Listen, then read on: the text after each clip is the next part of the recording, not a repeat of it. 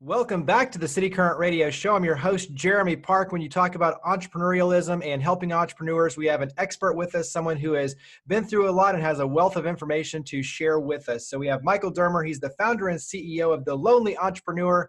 Michael, how are you doing? I'm great. Thanks so much for having me. Absolutely. Let's start with your story, because I think it's a really fascinating story in terms of what you went through to lead you to where you are today, helping entrepreneurs.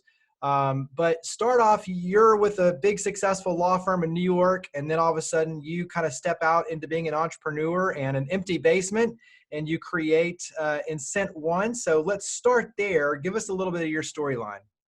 You know, in the early 2000s, people didn't leave big law firms to start companies like they do now all the time. And so I was doing mergers and acquisitions in a large law firm, and literally stumbled upon an idea. I was out to dinner with some friends, and one of the women that was out with us was pregnant. And she said, "Do you know that for every 10 women that don't follow their prenatal care, it costs the healthcare system $1 million?"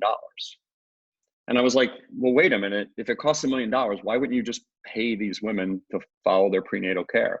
And that was, as I like to say, Jeremy, the beginning of the end. The idea spurred. We worked in a conference room at midnight to business plan after my M&A work in New York City, and then left and started what got to be known as the first company in the US to reward people for being healthy. I think it's pretty cool now that that's commonplace. Like, you look at all these benefits and everything now, they all have these reward systems. So to be the first out of the gates and to create something, especially just, you know, I feel like as an entrepreneur too, a lot of it is problem solving, but it's connecting dots that haven't been connected before. And so all of a sudden you're hearing these two things. It's like, wait a second, why don't we incentivize it? And then boom, next thing you know, you have a business. Well, it was so interesting too, Jeremy, because we were told not only was it non-existent in healthcare, it was offensive. We were told by healthcare companies, we will never reward people for the things they should be doing. And we're like, wait a minute, you have 3 things in your wallet that you would never fly on an airline or stay in a hotel or buy something if you didn't get rewarded. And we're asking people to like reduce their diabetes, right? So in the, entrepreneur listeners know that there are many, many times where people are like, you're never doing this. And then you see it 2 years later or whatever, and they go, how did we ever live without this? So It is surreal. Yeah. Well, but then the economy crashes in 2008. And so you're left with, okay, I've built this for 10 years and all of a sudden now it's starting to crumble down. Share a little of that experience, but then coming out of it, obviously. Yeah. So after I left my law firm, the first 5 years of that company were, evangelizing it and being told no and all that kind of stuff. And then from 06 to 08, we grew like crazy, grew from, 20 people to 500 people by 2008. And we had, made it, right? Like you said, first to do it, on top of the world. And all of our clients were the biggest companies in America, health plans, big employers that were rewarding people for being healthy. And literally our business got cut in half overnight. All of the biggest firms, if you remember back then, our 3 biggest clients, we used to joke around and say when you picked up the Wall Street Journal that day, the front page would always have our client on it. Our 3 biggest clients were General Motors, Countrywide Financial, and Washington Mutual. 2 of those 3 don't exist today. Yeah. In fact, didn't exist a week later. And one, as we know, General Motors needed a government bailout. So we went 500 employees, rocking and rolling, healthcare technology company, to literally getting cut in half overnight. And no real, do you remember that time? Just like the way people feel now a little bit, no end in sight. So it was, as we like to say, big boys and girls stuff. And you guys are Tennessee guys, right? I definitely learned an affinity for bourbon along the way. So. Well, I feel like that in and of itself, like when you say your clients are the front page of the news, like that's a good thing, but it's also a lesson to be learned in terms of, okay, it's great when times are good, but if you don't have a backup plan in terms of the mid-size and smaller companies and a good, egg basket, so to speak, if you're putting them all in one basket, that's a tough position to be in. Yeah, totally. You fight for years to get these big integrated contracts with large companies. And then if they decide to, get a hole and go down, right, you go down with them. So it was an interesting time, to say the least. So carry that forward, because obviously just, in terms of context, you've left a career in terms of being a lawyer and become an entrepreneur. You start this company and you see it grow. And then all of a sudden you deal with a ton of adversity. Well, guess what? That's like what we're all dealing with right now. So it's perfect timing in terms of being able to share your wealth of knowledge, but you've put together a ton of resources. you've basically got this whole curriculum laid out with coaching and tools and all these different lessons. So talk about the Lonely Entrepreneur in terms of what you're doing now. Yeah. So from, kind of '08 into for a couple of years, we battled, scrapped and clawed. I told my people, this is like sitting on the beach, reading the paper and a tsunami's coming. So, don't kill anybody, don't break any laws, but, drive the wrong way down a one-way street and figure it out. And so through the work of some very talented people, a couple years later, we were back on our feet. Everybody wanted to do rewards in healthcare, as you said, and we got bought in 2013. And then after that, I was just helping entrepreneurs for fun. And somebody said, being an entrepreneur is really lonely. And I kind of knew what my next gig was. But to your point, what you actually learn along the way, especially in a crisis, is that there are very specific skills that you need as an entrepreneur, both in a crisis and not in a crisis. A lot of times you say, okay, what do we do? Well, the first thing, and this is all in, as you said, Jeremy, we launched this free entrepreneur survival guide, and a lot of this stuff is in there. First and foremost, you have to understand that this is not about emotion, it's about execution, right? And it's a hard thing to do because we're passionate, we're into our thing. But if we all look at it and say, what if? There's no good answers to that. What actually makes it work is a plan. So what does that mean? Well, your plan has to say, what are we not going to do? How do I immediately deal with cash? How do I take advantage of some of the cash opportunities that are coming out of the government? How do I rework my revenue, right? How do I rework my expenses and negotiate with vendors and all that stuff? How do I deal with employees? And oh, by the way, I have to communicate right to my investors and my employees and my customers. Right. And I got to take care of myself, right? And not go nuts. So, and the thing about it is, before, when we're all entrepreneurs, the way sometimes we think of it is, we're standing in front of a dam and the dam plugs has a hole, and we stick a finger in, and another one, we stick another finger in, and soon we're using all of our fingers and then all of our toes and then our tongue. And that's just not the way you have to be able to do all these things at the same time while you go to sleep at night going, wow, the math doesn't add up. So the key, one of the biggest things is focus on building your plan and executing and incrementally moving towards it, and not the emotion of what if, and that's a really hard thing to learn, because if you're thinking about it and you do the math, we immediately had $1 in the bank, put a couple million next to it, and we needed 10. Yeah. So if I really said, let me think about this, there's no math that makes that work. You just, you execute. Like, for example, we had, and it requires an incredible amount of energy and creativity, right? We had rewards that we would send out. Like, we send out millions and millions of dollars of gift cards to retailers. So we went to the retailers that normally we would pay, 80 cents on the dollar for a $100 gift card. We had $15 million of liability for that, to send that out. And we're like, that's not going to work. Yeah. Right. So we went to the Barnes and Nobles and said, we don't want to pay 80 cents on the dollar. We want to pay 20 because nobody's buying books. They said, no. We literally went to the local Barnes and Noble in northern New Jersey and negotiated with the local Barnes and Noble and said, we will give you $100,000. And they're like, right? Yes, please. And they're like, yes, please. So we reduced our liability from 80 cents on the dollar to 10. Yeah. And so what I mean by a plan and eliminating the emotion is it requires your greatest talent across cash, reworking your revenue, expenses, even taking care of yourself. People would say to me, Jeremy, man, you look like hell. You better sleep. And we were working 20 hours a day. And I said what every entrepreneur would say: who has time to sleep? But you're supposed to be at your best for 20 hours a day. And so one day I just fell asleep on my couch in my office for a half hour at 4:30, and I felt great. And I was like, I'm going to do this every day. And so every day I closed my eye for a half hour, and one day a week on Wednesday, I got 8 hours. So a lot of this stuff that we're talking about is actually counterintuitive, but you need all of your energy because the math doesn't add up. Well, and to your point, all of that fits in a plan. It's a plan for yourself personally. It's a plan professionally. It's a plan for the organization. And to your point too, the creativity of saying, okay, we still need the gift cards, but the way we go about it can be different. Now we can look at relationships at a local level and do some different things.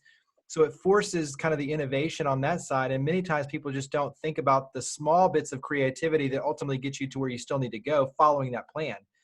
Who on your end, when you talk about the plan, who needs to be a part of that process? Because I think as an entrepreneur, like you said, it can be lonely. And if you're trying to do it in a vacuum, that can be very difficult. But like you said, you're touching on communication, legal, operations, finance. When you talk about creating that plan and trying to make these pivots, who do you think needs to be a part? All insiders, outsiders? What do you recommend on that? So most entrepreneurs need to be able to maximize the resources they have. And a lot of times that requires creativity pre-crisis, right? So entrepreneurs that do it well optimize their boards, their advisory boards, their employees, and they do creative things like I get an intern from a local college and, what we call your dysfunctional family in the entrepreneur world.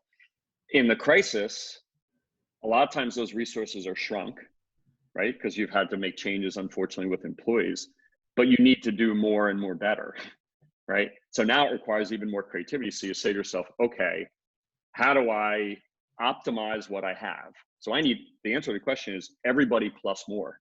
So what is the plus more? So for example, in this day and age, unfortunately, there's a lot of people that are out of work, right? There are college kids that have come home from school and no longer have internships, right? So I've got to be able to, as the entrepreneur, say, okay, I need a plan, but I need a process. And the process is what enables me to optimize my resources. I can't run around and go this, that, and the other thing. I got to say, okay, I got my current people. I got some people that are on half salary. I got people that are working just for benefits. I'm going to add to that. I can't just have a random meeting with my advisors. I got to go to my advisor and say, I need you. I got to go to my board and say, I need you. But you have to organize that in weekly meetings and regular check-ins and very mundane things, because you got to go to your advisor and say, this isn't about the future anymore. I got these needs. Yeah. That are immediate. So you got to line up those needs with that and take your resources and add to them. But the key to a lot of this stuff, executing your plan and optimizing your resources, is putting a process in place, because you're doing so much. Mm-hmm. And how do you organize that stuff? Talk about mindset, because I think this is a big shift for you, is realizing that back to creativity, you have to look at things differently. 2 + 2 doesn't always have to equal 4. Yep, totally. And, we just knew, Jeremy, at the time in 2008, that nobody, even though a 500-person company is a pretty good sized company, it's tiny in the grand scheme of Bear Stearns going down. Like, nobody cared. So I was like, we're not going to be able to go to a bank or a private equity firm or do any of the normal stuff. So like I said, don't kill anybody, don't break any laws, but make it up. And so that mindset of looking at things completely differently, right, about how you go about doing it, can really change the way that you approach a lot of different ways of your business, right? And so how you partner with customers, how you work with investors, right? How your employees, do different things and structure compensation. Like, for example, with employees, we were trying to accomplish what we were trying to accomplish, but these people had lives and families and stuff like that. So we went to them and said, this is the number we have to get to. Let's figure it out. And we ended up dividing up jobs into a third. We said, okay, if you have health insurance with us, but you could go on your wife's health insurance, that reduced costs. Like, you have to really kind of bring creativity across every type of your business. The one thing is this: we as entrepreneurs are used to having less capital and less resources, right? We lack those things. What we don't lack is the ability to think differently, right? What we have to do is be at our very best within the plan, within the process, to be at our very best, to say, here's the creative solutions that actually allow me to change my revenue, right? So if you're a home builder right now, right, and nobody's building a home, wouldn't you say to yourself, but everybody needs a better home office, right? And if you're a hairstylist and you're like in New York City where I am, when is somebody going to walk in and get their hair done? But somebody did this cool, one of our clients we worked with, they did this cool online thing where they basically they charged people to watch people cut their hair, but they had their kids cut their hair. And it was incredibly cute and fun and entertaining. So you can tell, I rattled off revenue, cash. If you have home equity in your home, right, you might have to go to a bank and say, I got to borrow against that. So in revenue, cash, expenses, mindset, like every one of these things as a plan with the great talent that's required within that plan is creativity. There's a great quote from Tom Hanks in the movie Apollo 13. You remember the spaceship's blowing up, and he says something like, hey Houston, can you tell us what on the spaceship is working? Right. And then he goes and Kevin Bacon, his co-pilot, is freaking out about this, and Tom Hanks says this. He says, listen, we need 1,000 things to go in order. We're on number 8, and you're talking about number 692. Work the problem. And that's the discipline of the plan and the execution, because within every one of those steps, they require the entrepreneurial creativity. Yeah. What would you encourage in terms of those? Like you said, there are so many that are displaced with their jobs, who are looking at this as an opportunity to start a new business, to become an entrepreneur, part out of necessity. What advice would you give them for starting out? I mean, I think so much of it is problem solving, looking around and seeing what are the problems, what are the solutions, what are the things that I can do, what are the services I can provide. But, what advice would you give someone who wants to be an entrepreneur to take those first steps? What's interesting about starting a business now is that you don't have existing cost structure. Whereas if you're a restaurant, you have to unbundle yours. And don't get me wrong, you'd never wish this on anyone, but you're starting from scratch. You're starting from zero. Zero revenue, zero expenses is better than zero revenue and $1 million in expenses. So there is the opportunity to do that. Again, maybe by necessity, right? But here's what I would say. You might, in other cases, say, for me, I stumbled on the reward business. It was clear there was value. You might say there's something that you're passionate about and you know more about than everybody. And that was the way entrepreneurism worked a little bit pre-virus. Now you have to marry that with what are the new demand trends that are going to exist out there that you could tap into. Okay. So I gave the example of the home office, right? Now you have to shift, you have to rework and things like that. But the people that are starting from scratch, right? There's going to be, prior to the virus, Jeremy, there was tons of competition, right? Afterwards, there's going to be even more. Most people are going to be able to get, you and I right now could probably get almost any service for free. If we said, hey, we want to go try some bourbon for 4 months, they'd probably deliver us all the casks we want, and then we could decide whether we wanted to buy it. So you're facing all that. You really have to think where are the pockets of demand? And they're going to be different, right? How are people going to take care of their kids if their kids can't go back to school? How are they, right? You have to think about what those things emerging are. And the other thing is, I think you really have to be insightful about the knowledge that you bring that sets you apart in helping, right? If we were to go for a jog outside your office, right? I came by and I was in your office and you said, sure, Michael, go for a jog. But remember, on Main Street, when you turn left, there's a pothole right there. Like you can't just provide and say, we're going to provide great services, we're going to provide this. You have to bring a know-how to the table where in all the clutter of all the people doing exactly what you might be doing, right? You do something different. If you're a home builder and you're going to do home offices and you said, by the way, make sure you don't do these 3 things, right? And you go, well, what 3 things? And you're like, well, that's why you hire us, because of the pothole. So you can't just line up with everybody else.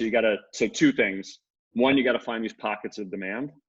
And number 2, you have to attack those pockets of demand, demonstrating that you have a real know-how that's different than other people coming to the table. Yeah, I love it. That's great advice. Talk about how we can tap into the Lonely Entrepreneur. Talk about kind of where all that starts and how people can access the information and get started with you. Sure. As you know, Jeremy, this is very near and dear to us. The whole reason the Lonely Entrepreneur got started was to try to help and give back. And so we created this thing called the Entrepreneur Survival Guide. So anybody that goes to lonelyentrepreneur.com can download it for free. It's not just a download, but it's also, as you know, we have this thing called the Learning Community, where entrepreneurs pay, $1,200 a year to be part of all this learning and stuff like that. On top of that platform, we built the Survival Guide. So in addition to a downloadable manual, everybody gets access to all these learning assets, as well as a weekly fireside chat. So noon every Friday, we have entrepreneurs from all over the world that get on and we do some of these things, as well as an online community. That's all free to everybody. So just go to Lonely Entrepreneur. You'll see a big thing that says 2020 Survival Guide. You just get in there, sign up for it, and feel free to your audience, anybody that wants it. We're just trying to, we went through it so other people don't have to. And hopefully they can, the battle scars we have, they can give them a better chance of success. And I can tell you that every single day we have people that are implementing these things and are winning and are having success doing it. So just lonelyentrepreneur.com. Yeah, I was about to say lonelyentrepreneur.com, and you do make it easy where it pops up automatically and you can, basically put your information in and you're off to the races. And I love the fact too that you do involve nonprofits and CSR. You take a very holistic approach to entrepreneurialism, not just in terms of the typical business entrepreneurs, but really the social entrepreneurs as well. Yeah, and I think that there are a lot, even before this, there were people that were really trying to engage with and empower entrepreneurs. And now there are people trying to really, really help in a dramatically difficult situations. Nonprofits and charities and companies are every single day, putting out resources. We're working with a lot of them. We've got some great partners in Dell and Oracle and Amazon Web Services and Zoho and a whole bunch of others that are helping us get this entrepreneur survival guide in the hands of people. So there are people out there that want to help. I know certainly in the Tennessee and Nashville community, there are people out there that are doing a ton of stuff to help. And you guys have obviously been through not just COVID, but the hurricanes and other crazy things that have gone on there, and tornadoes and everything. So I think that there are people that are trying to give back and help. And so certainly in your local communities, in addition to what we're doing, people can take advantage of those things. Well, Michael, thank you for all you do. We'll definitely have to have you come back often and share your knowledge, but greatly appreciate everything you're doing. Thank you for coming on the show. Thank you. And it's a pleasure to work with cityCURRENT, and look forward to getting to know each other better. So thank you very much.